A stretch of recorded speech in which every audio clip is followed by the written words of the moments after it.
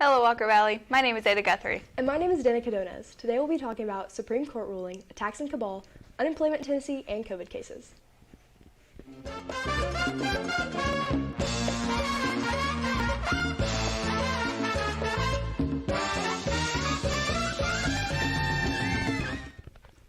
On Tuesday, the U.S. Supreme Court denied President Joe Biden's plea to appeal an immigration policy put in place by Donald Trump that forced thousands of asylum seekers to stay in Mexico awaiting U.S. hearings. The court rejected the Biden administration's effort to block a Texas-based judge ruling requiring the government to reinstate Trump's Remain in Mexico policy, formerly known as the Migrant Protection Protocols Program. The Supreme Court's 6-3 conservative majority includes 3 justices appointed by Trump. The Trump administration cited a security and humanitarian crisis along the U.S.-Mexican border. Arrests of migrants caught crossing the U.S. southern border have reached 20-year highs in recent months. Islamic State soldiers fired rocket at Kabal's National Airport on Monday, with only hours left before a deadline for the U.S. to withdraw from the end of America's longest war. U.S. military cargo jets came and went all day Monday, despite the rocket, which gladly no one was injured. They have evacuated about 1,200 people on 26 C-17 flights. Rescuers in boats, helicopters, and high-water trucks brought many individuals caught by Hurricane Ida's floodwaters to safety.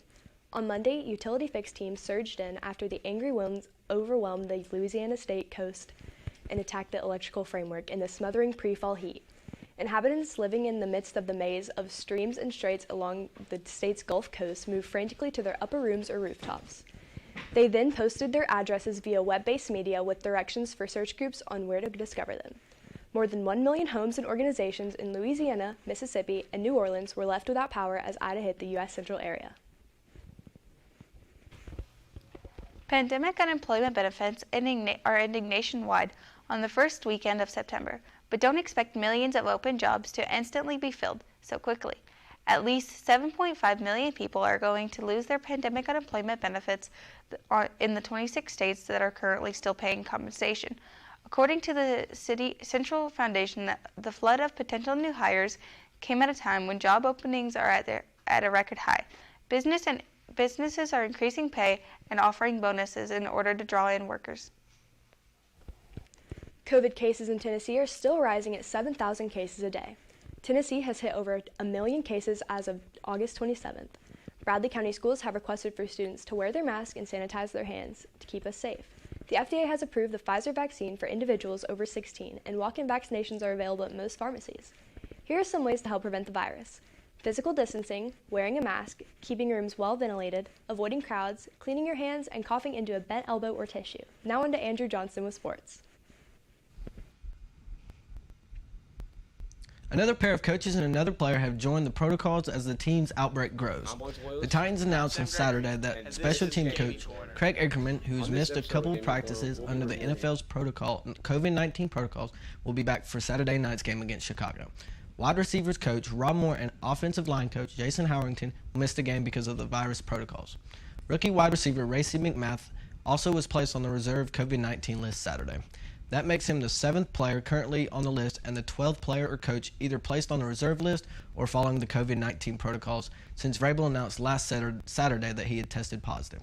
Defensive lineman Anthony Rush was activated from the reserve list Friday, which is for players who have tested positive for COVID-19 and are quarantined after being in close contact with an infected person.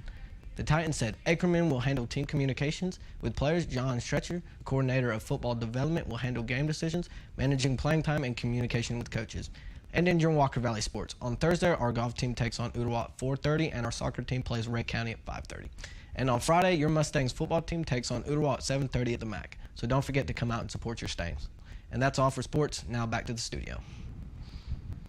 This Friday, September 3rd, the stable will be receiving a new shipment of completely new supply of items. Although they will only be sold on Fridays, that includes a bunch of new sweets such as Little Debbie's and Little Bite Muffins, and a mixture of other candy. They provided us with a new menu that will be available for you to look at when shopping. Up next, we have Gaming Corner. I'm Bones Loyalist. And I'm Sam Gregory. And this is Gaming Corner. On this episode of Gaming Corner, we'll be reviewing a game called Splitgate. Splitgate is a new game published by 1047 Games.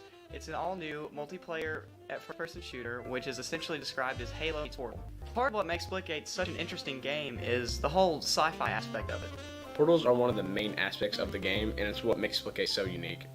Another great part of Splitgate is the maps. Each map is pretty different with different features and designs, and it honestly kind of keeps the game from getting stale. I like Splitgate. It's a pretty fun game. I try not to take it too seriously because it's kind of hard to take seriously. The portals in the game are pretty fun to use if you know what you're doing and kind of understand what you're doing, and it's just overall a pretty decent game. I will say one of the things I like about Splitgate is the portal aspect. Honestly, like it's not a lot like other first-person shooters, and it kind of, I guess, like keeps it interesting. And like you said, I try not to take it too seriously, and it's just something new that you can have fun with, like a party of your friends in. And for Splitgate, with our rating, for one of the first times in Gaming Corner history, we have decided to give this game a solid 6.5.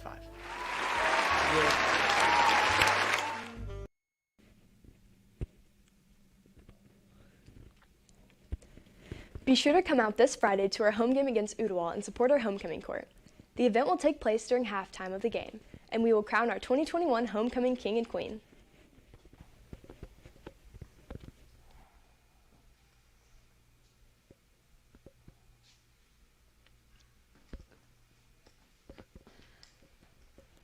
This Friday, KONA Vice is coming to Walker Valley. Make sure you bring some money to show some support for our Mustangs. My name is Ada Guthrie. And my name is Danica Donas. Have a great day, Walker Valley.